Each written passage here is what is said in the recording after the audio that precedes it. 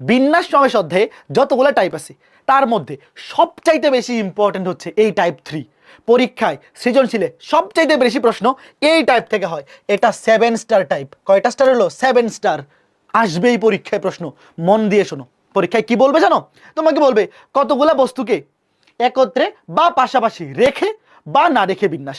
আমরা শুরুতে শিখব কতগুলা নির্দিষ্ট বস্তুকে পাশাপাশি বা একত্রে রেখে বিন্যাস। একত্রে রেখে কতগুলা বিন্যাস হবে সেটা যদি বের করতে পারি, একত্রে না রেখে বিন্যাস জাস্ট মাইনাস করে দিলে হয়ে যায়। তো এখন শুরুতে দেখো, এই যে একটা শব্দ দেওয়া আছে, এই শব্দটা দিয়ে বলছে যে এইটাকে এমনভাবে সাজাতে চাই আমরা যেন স্বরবর্ণগুলো একত্রে থাকে। তো এখানে দেখো মোট বর্ণ আছে কয়টা? 7টা। তার মধ্যে স্বরবর্ণগুলোকে একত্রে রাখতে হবে বা পাশাপাশি রাখতে হবে। তো কতভাবে সাজানো যায়, মানে বিন্যাস সংখ্যা বাইর করো। তো এখন এটার প্রসিডিউরটা কি খেয়াল করে দেখো। একত্রে থাকে, দেখো এই যে স্বরবর্ণগুলা একত্রে রেখে আমরা সাজাবো। তো এটার প্রসিডিউরটা কি? শুরুতে ধরো এই যে একটা শব্দ, এটার মধ্যে মোট বর্ণ আছে কয়টা এটা বাইর করতে হবে। এবং যেহেতু স্বরবর্ণগুলাকে একত্রে রাখতে হবে, তাইলে স্বরবর্ণ আছে কয়টা আর ব্যঞ্জন বর্ণ আছে কয়টা, এই জিনিসটা আগে খুঁজে বাইর করতে হবে। ভাইয়া শুরুতে যে কোনো একটা শব্দ দিয়ে যদি বলে নির্দিষ্ট কতগুলা বস্তুকে বা বর্ণকে একত্রে রাখতে হবে, তাইলে আগে খুঁজে বাইর করতে হবে যে ওইরকম বর্ণ কয়টা আছে, বাকি বর্ণ কয়টা আছে। এইটা ম্যান্ডেটরি কাজ ভাইয়া। প্রত্যেকটা ম্যাথে এই কাজটা কি, এতটুকু কাজ ম্যান্ডেটরি এবং এটা খুবই ইজি কাজ, এটা জাস্ট গুণে বের করা। এরপরে যেটা করতে হবে, দেখো তোমাকে বলছে স্বরবর্ণগুলাকে একত্রে রাখতে হবে। তো দেখো এখানে স্বরবর্ণ আছে এ ই আই আর বাকিগুলা ব্যঞ্জন বর্ণ। তো যাদেরকে তুমি একত্রে রাখবা তাদেরকে একটা বর্ণ বিবেচনা করতে হবে। ভাই আমরা কিন্তু এখনো ম্যাথ করতেছি না, আমরা জাস্ট কনসেপ্টটা শিখতেছি যে কিভাবে এই ম্যাথগুলো আমরা প্রসিড করব। তো যাদেরকে একত্রে রাখতে হবে, দেখো এই যে তাদেরকে তুমি মনে মনে একসাথে একটি বর্ণ হিসেবে বিবেচনা করবা। মনে মনে এভাবে চিন্তা করবা যে এরা যেখানেই যাবে একসাথে যাবে। তো একসাথে যাওয়ার বুদ্ধি কি? এদেরকে একসাথে একটা দড়ি দিয়া গিট দিয়ে বেঁধে দিবা। ধরো এদেরকে তুমি একটা গিট দিয়ে বেঁধে দিছো, তো যেখানে যাবে এরা একসাথে যাবে। মানে কি, এরা একটা বর্ণের মতো আচরণ করবে। জাস্ট এই জিনিসটা খেয়াল রাখবা যে ভাইয়া কখন আমরা যখন বলবে যে কতগুলো নির্দিষ্ট বস্তু বা বর্ণ একত্রে থাকবে, যাদেরকে আমরা একত্রে রাখতে চাই বা পাশাপাশি রাখতে চাই তাদেরকে একটা বর্ণ ধরে নিব, কাজ শেষ। এরপরে আসো একটা ম্যাথ করি। আমরা ম্যাথ করতে করতে বুঝে যাব, কোনো সমস্যা নাই, কোনো সমস্যা নেই। যেমন এই যে ম্যাথটা, ওয়েট দেখো এই যে ম্যাথটা দেখো, এইখানে মোট বর্ণ আছে কয়টা? 7টা। এটাই আগে করি। দেখো 7টা, স্বরবর্ণ আছে 3টা, ব্যঞ্জন বর্ণ আছে 4টা, তাহলে মোট 7টা। কিন্তু আমরা যদি এই 3টাকে একটা বর্ণ ধরি, ধরো একটা, যাদেরকে একসাথে রাখতে চাই, এই যে স্বরবর্ণ 3টা, এদেরকে একসাথে রাখতে চাই, এই 3টাকে একটা বর্ণ ধরি, তাহলে এখানে একটা বর্ণ, তবে 2 3 4 5, কয়টা বর্ণ হচ্ছে? 5টা। তাহলে এদের মধ্যে বিন্যাস কত হবে বলো? এদের বিন্যাস কত? 5 ফ্যাক্টোরিয়াল, কারণ কোনো কিন্তু কমন নাই, কমন কিছু নাই। দেখো এই 3টাকে আমরা একটা বর্ণ ধরলাম, একটা বর্ণ, এই 3টা একটা, বাকিগুলো তো প্রত্যেকেই একটা একটা আলাদা বর্ণ, কারণ এদেরকে তো আর একসাথে রাখা লাগতেছে না।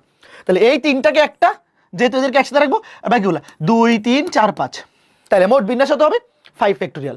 এইবার একটা কথা আছে ভাই, তুমি যাদেরকে একসাথে রাখবা তাদেরকে যে একটা বর্ণ ধরবা, এদেরকে তো তুমি গিট দিয়ে বেঁধে দিবা, তাই না?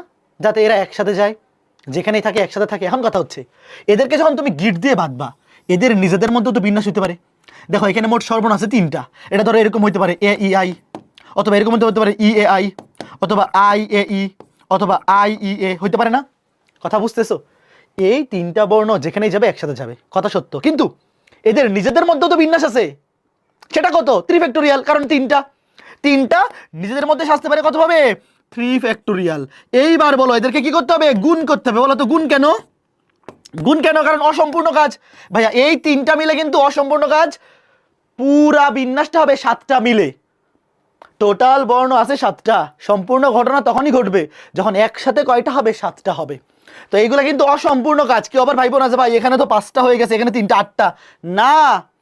এটা ব্যাপারটা হইছে, তুমি এই 3টাকে যখন মনে মনে একটা ধরছো, তখন হইছে এখানে 1 আর এখানে 4 5, বাট এই 3টাকে মনে মনে একটা ধরার বুদ্ধি হচ্ছে এতগুলা।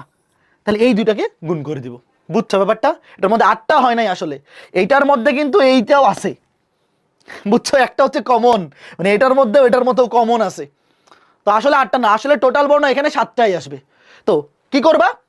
যাদেরকে একসাথে বা পাশাপাশি রাখবো তাদেরকে মনে মনে একটা বর্ণ ধরবা, ধরে পুরাটার বিন্যাস বের করবা, তার সাথে গুণ করে দিবা যাদেরকে একসাথে রাখবো তাদের নিজেদের মধ্যে বিন্যাস কত। বুঝছো? এইবার বলো এটা কত আসে, যত আসবে তত উত্তর। আমার ক্যালকুলেটর কই, এই যে ক্যালকুলেটর দেখো কত আসবে, 5 ফ্যাক্টোরিয়াল ইন্টু 3 ফ্যাক্টোরিয়াল 720। দেখো এটা কত আসছে, এটা আসছে 720। এটাই উত্তর ভাইয়া। যদি আমাকে প্রশ্নে বলে, যদি প্রশ্নে বলে যে কতভাবে সাজাতে পারবো যাতে স্বরবর্ণগুলো একত্রে থাকে, উত্তর হচ্ছে 720 ভাবে।